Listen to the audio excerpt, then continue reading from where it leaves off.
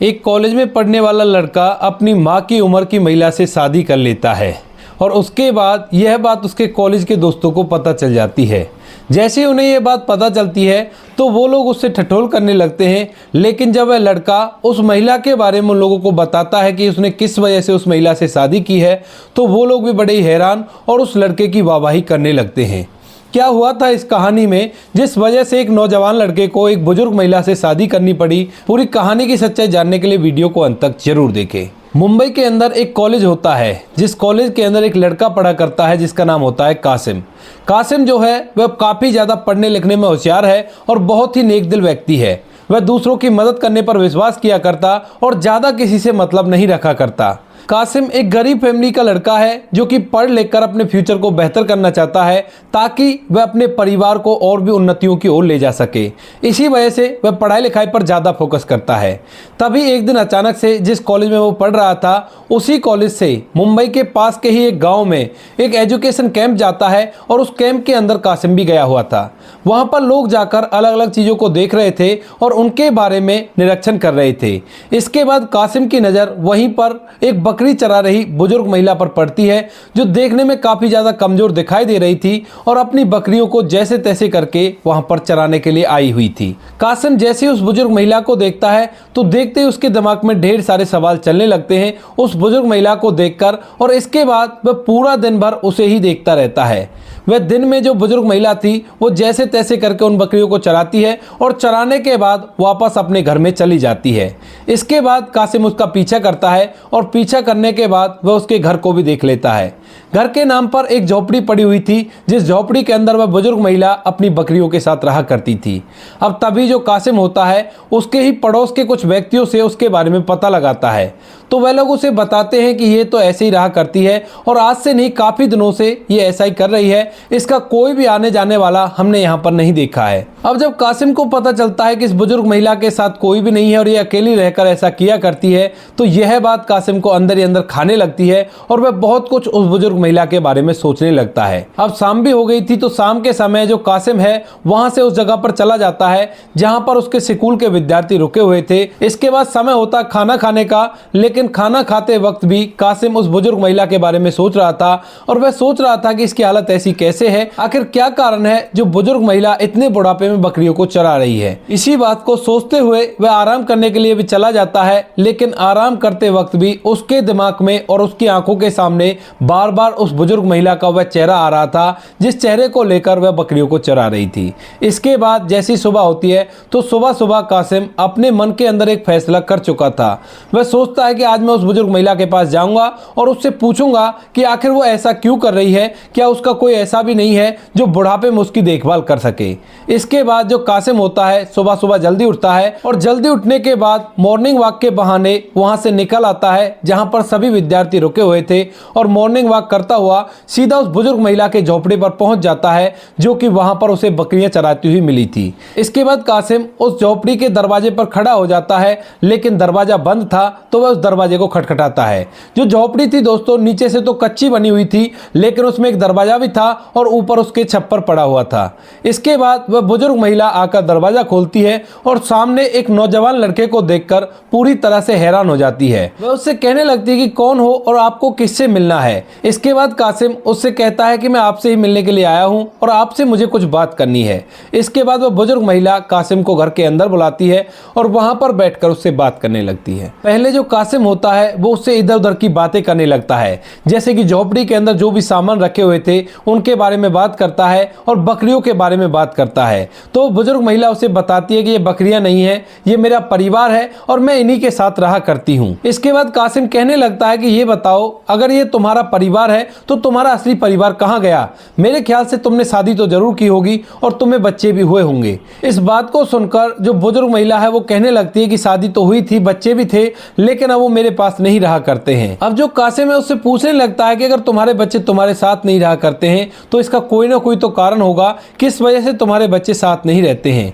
तो उसके बाद जो बुजुर्ग महिला है उसकी आंखें थोड़ी सी नम हो जाती हैं और वह अपनी कहानी कासिम को बयां करने लगती है। वो कहती है कि मेरा नाम खदीजा खदीजा है और मेरी शादी भी हुई थी और मेरे बच्चे भी थे, भरा पूरा परिवार था और उस टाइम पर मैं अपने परिवार की मालकिन हुआ करती थी। लेकिन धीरे धीरे जैसे समय बीतता गया तो समय के साथ साथ बच्चे अपने अपने रोजगार के लिए निकल गए और वह दूर दूर जाकर बहुत सारा पैसा कमाया करते हैं, लेकिन कभी भी अपने माता पिता से मिलने के लिए यहाँ पर नहीं आया करते थे। अब जब तक मेरे पति थे तब तक मुझे कोई भी कैसी भी दिक्कत नहीं थी, लेकिन जब से वो इस दुनिया को छोड़कर गए हैं उसके बाद से मैं इन बकरियों को पाला करती हूँ और पाल कर इन्हीं के अंदर अपना परिवार ढूंढा करती हूँ। इस बात को सुनकर जो कासिम होता है वो बड़ा ही हैरान होता है और वो उनसे कहने लगता है कि क्या आपको किसी से कोई शिकायत नहीं है? तो वो कहने लगती है कि नहीं, मुझे किसी से कोई शिकायत नहीं है, मेरे बच्चे हैं, अगर वो आगे बढ़ेंगे तो मुझे ही अच्छा लगेगा ना, इसमें शिकायत वाली कौन सी बात है। ऐसा कहते हुए उसके भाव में एक अलग सी बेचैनी दिखाई दे रही थी और उस बेचैनी को कासिम भाप लेता है। इसके बाद वह कहने लगता है कि आपको कोई ना कोई तो प्रॉब्लम है, क्या आपकी कोई ऐसी इच्छा है जिसे आप पूरा करना चाहती हो और उसे पूरा नहीं कर पा रही हो? तो पहले तो खदीजा मना कर देती है कि नहीं नहीं ऐसी कोई बात नहीं है, लेकिन जब कासिम बार बार जोर डालता है बुजुर्ग महिला उसे अपनी आखिरी इच्छा बता देती है। इसके बाद जैसे ही कासिम उस आखिरी इच्छा को सुनता है तो उसे भी समझ में आता है कि किस वजह से उसकी आखिरी इच्छा पूरी नहीं हो सकती। दरअसल वह बुजुर्ग महिला हज करने के लिए कह रही थी और हज करने का एक सबसे बड़ा रूल होता है कि किसी भी महिला के साथ उसका महरम होना चाहिए।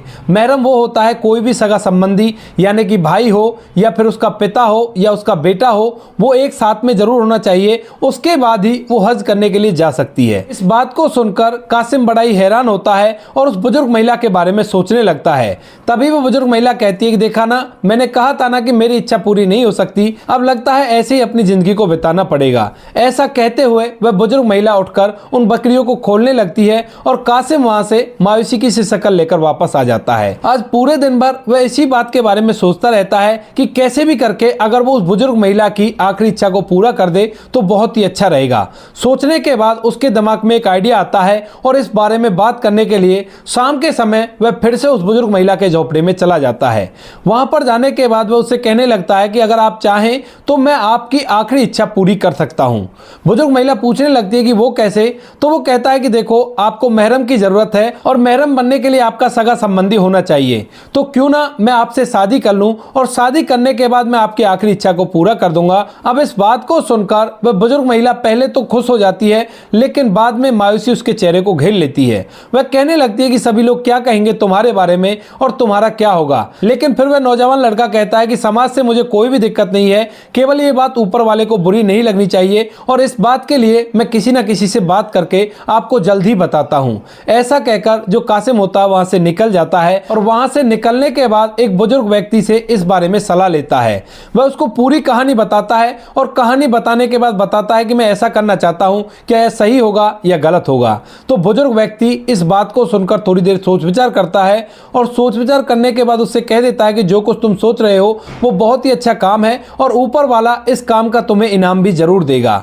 इस बात को सुनकर कासिम एकदम से खुश हो जाता है और वहां से भागा दौड़ा उस बुजुर्ग महिला के पास पहुंच जाता है।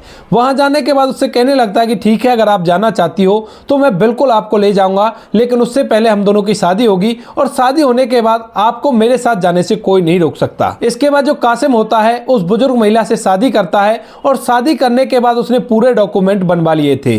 बुजुर्ग महिला के पास कुछ रुपए थे, जिन रुपयों को निकाल कर वह कासिम को दे देती है और कहती है कि ये पैसे मैंने इसी काम के लिए रख रखे थे, अब तुम मुझे अपने साथ ले जा रहे हो तो इनको तुम ही संभालो, केवल मुझे एक बार हज करवा दो और उसके बाद कोई भी दिक्कत नहीं है। ऐसा कहकर कासिम को वो पैसे दे देती है और कासिम उसे लेकर हज कराने के लिए चला जाता है। धीरे धीरे कुछ समय बीतता और कुछ समय बाद वो दोनों हज करने के बाद वापस आ जाते हैं। वापस आने के बाद कासिम उससे कहने लगता है कि ठीक है, आपका काम हो गया है, अब मैं चलता हूं, अब मुझे आगे की पढ़ाई भी करनी है। इस बात को सुनकर वह बुजुर्ग महिला कहने लगती है कि ठीक है, आप चले जाओ, मैं भला आपको कहां रोकने वाली हूं। तभी जो कासिम होता है वो कहने लगता है कि चले तो जाऊंगा, लेकिन उससे पहले हमारा तलाक हो जाए तो ही अच्छा है। लेकिन तभी वह बुजुर्ग महिला कहती है कि आप मुझे तलाक मत दो, आप मुझे ऐसे ही छोड़ दो, कोई भी कैसी भी दिक्कत नहीं है और मैं आपको बिल्कुल भी रोकने वाली नहीं हूं। मैं अपनी इच्छा से आपको भेज रही हूं तो आप जा सकते हो। अब जो कासिम होता है वो इस बारे में थोड़ा सा सोचता है, लेकिन थोड़ा सोचने के बाद वो कहता है कि ठीक है, अगर ऐसी बात है तो आप आराम से रहो, मैं अपनी पढ़ाई लिखाई को करता हूँ। इसके बाद कासिम वहां से अपने कॉलेज में चला जाता है और यह बात धीरे धीरे उसके कॉलेज तक भी पहुंच गई थी कि कॉलेज के अंदर जो लड़का पढ़ा करता है कासिम, उसने एक बुजुर्ग महिला से शादी की है जो कि उसकी माँ की उम्र की है। इसके बाद कॉलेज के उसके दोस्त जो उसके साथ बैठा करते थे, पढ़ा लिखा करते थे और उसको अपना आदर्श भी माना करते थे, तो वो लोग उससे मजाक करने लगते हैं, कहते हैं कि हाँ भाई, ऐसा क्यों कर लिया, क्या लड़कियों की कमी पड़ गई थी क्या। अब इस बात को सुनने के बाद कासिम उनकी तरफ देखकर मुस्कुराने लगता है और कहता है कि जैसा तुम लोग सोच रहे हो वैसा नहीं है, और इसके बाद उन सभी को अपनी वो कहानी सुनाता है जिस वजह से उसने उस बुजुर्ग महिला से शादी की थी। इस बात को सुनने के बाद उसके सभी दोस्त उसकी तरफ हैरानी भरी दृष्टि से देखने लगते हैं और कहते हैं कि तूने तो कमाल कर दिया और ऊपर वाला तुझे इस काम का इनाम देगा। ऐसा कहकर उन लोगों ने कासिम का हौसला बढ़ाया था और यह बात धीरे धीरे पूरे कॉलेज में पता चल गई थी। अब कॉलेज के अंदर जब कासिम की इंसानियत के बारे में सभी लोग सुनते हैं तो कासिम का और भी ज्यादा आदर करने लगते हैं और उसे इज्जत भरी निगाहों से देखने लगते हैं। धीरे धीरे करके कासिम वहां पर अपनी पढ़ाई करता रहता है और लगभग 2 साल के अंदर उसकी पढ़ाई लिखाई कंप्लीट हो जाती है। इन 2 सालों के बीच में वह कभी भी उस बुजुर्ग महिला से मिलने के लिए नहीं गया था और अपने काम धंधे में पूरी तरह से व्यस्त था। लेकिन तभी अचानक से जब उसकी डिग्री कंप्लीट हो जाती है तो एकदम से उसे उस बुजुर्ग महिला की याद आती है और वह उससे मिलना चाहता है। इसी वजह से वह पढ़ाई कंप्लीट होने के बाद सीधा उस बुजुर्ग महिला के झोपड़े पर पहुंच जाता है। लेकिन वहां पर जाकर वह जैसे ही देखता है तो उस झोपड़े के बाहर से ताला लगा हुआ था और वह बुजुर्ग महिला वहां पर कहीं भी दिखाई नहीं दे रही थी। इसके बाद कासिम उस बुजुर्ग महिला के अड़ोसी पड़ोसियों से इस बारे में पता चलता है तो एक पड़ोसन उसे मिलती है और वह उसे बताती है कि उस बुजुर्ग महिला का तो काफी दिनों पहले इंतकाल हो गया है, लेकिन उसने आपके लिए एक चाबी और एक खत दिया है। इसके बाद वह जो पड़ोसन होती है उस खत को लाकर कासिम के हाथ में रख देती है और उस चाबी को भी उसे दे देती है। कासिम उस पड़ोसन से पूछ लेता है कि आपने इसको पढ़कर देखा, तो वो कहती है कि मुझे नहीं पता कि इस खत में क्या लिखा हुआ है, क्योंकि जो कुछ भी लिखा है वो उर्दू में लिखा हुआ है और मुझे उर्दू पढ़नी नहीं आया करती। दरअसल जो पड़ोसन थी वो हिंदू परिवार की थी और उस पर उस बुजुर्ग महिला को काफी ज्यादा विश्वास था। इसी वजह से उसने अपनी मौत से पहले एक खत लिखकर उसे दे दिया था और कहा था कि अगर मैं मर जाऊं और मुझे ढूंढता हुआ वह लड़का यहां पर आए तो उसे एक खत दे देना। इसके बाद कासिम उस झोपड़े का ताला खोलता है और ताला खोलने के बाद उसके अंदर बैठकर उस खत को पढ़ने लगता है। जैसे ही कासिम उस खत को पढ़ता है तो पढ़ते ही एकदम से उसकी आंखें टपकने लगती हैं। इसके बाद जो कासिम होता है वहां से सीधा एक जगह के लिए निकल जाता है जिस जगह का जिक्र उस खत के अंदर था। दरअसल उस बुजुर्ग महिला के खत में लिखा हुआ था कि मैं तुम्हारा ये एहसान जो तुमने मुझ पर किया है इसको ऊपर वाले के पास जाने के बाद भी नहीं भूलूंगी, और मैंने तुम्हारे लिए एक छोटा सा तोहफा दिया है, उस तोहफे को अच्छी तरह से कबूल करना। उसने उसे डॉक्यूमेंट्स के बारे में बताया था जो कि उसी घर की अलमारी के अंदर रखे हुए थे।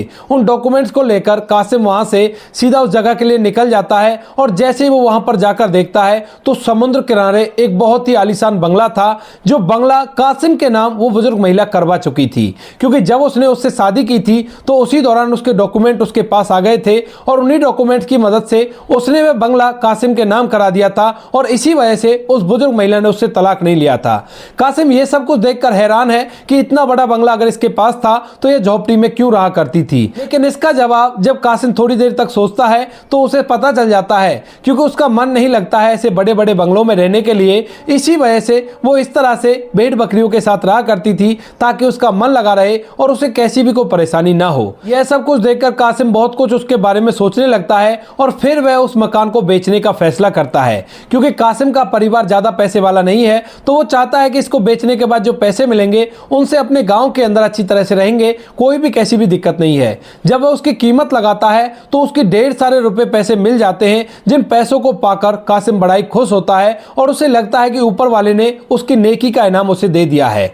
लेकिन बार बार उसके दिमाग में वो बात घर कर गई थी कि उसने उस बुजुर्ग महिला का पीछे ख्याल क्यों नहीं रखा, क्योंकि वह बुजुर्ग महिला ख्याल की बहुत ज्यादा मोहताज थी। दोस्तों, ये थी आज की कहानी जहां पर एक लड़के ने एक बुजुर्ग महिला से शादी की ताकि उसकी अंतिम इच्छा पूरी हो सके। आप क्या कहना चाहते हो इस बुजुर्ग महिला के बारे में? आप क्या कहना चाहते हो कासिम के बारे में? आपकी जो भी राय कमेंट सेक्शन में लिख सकते हो, लोगों के साथ शेयर कर सकते हो। वीडियो अगर अच्छी लगी तो वीडियो को लाइक और चैनल को सब्सक्राइब जरूर करें ताकि हमें थोड़ा सा हौसला मिले आप लोगों के लिए ऐसे अच्छे वीडियो बनाने के लिए। इन कहानियों को सुनाने का उद्देश्य किसी को परेशान करना बिल्कुल भी नहीं है। यह कहानी आपको इसलिए सुनाई जाती है ताकि आप लोग इन कहानियों में से कुछ ना कुछ सीख सको और अपने जीवन में उस चीज को अप्लाई कर सको। मिलते हैं किसी नेक्स्ट वीडियो में नए टॉपिक के साथ, तब तक के लिए जय हिंद, जय भारत, जय हिंदुस्तान।